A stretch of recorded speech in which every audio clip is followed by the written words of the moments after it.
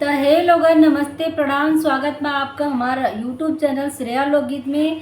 तो अभी हम आप लोग के एक सोहर गीत सुनावे जाता नहीं। यदि गीत अच्छा लगे तो प्लीज़ दोस्तों लाइक कर दे जा, चैनल को सब्सक्राइब कर ले जा। यदि चैनल पर नया हो जाता पुराना हो जाता लाइक कर दे जा और शेयर भी कर दे जा। चलिए गीत शुरू करता नहीं जा।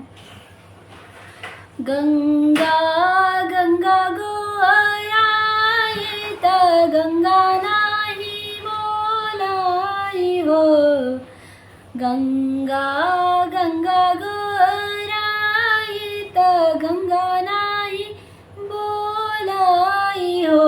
बहु कवन कवन फल खायु ललन बड़ी सुंदर हो। बहु कवन कवन फल खायु ललन बड़ी सुंदर हो।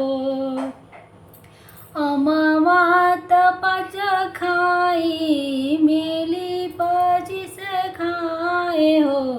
ससुर फोरी फोरी खाए नारियलवा ललन बड़ी सुंदर हो।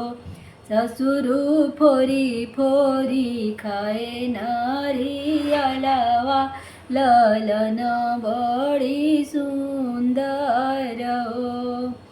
गंगा गंगा गोराई त गंगा नाही बोलाई हो।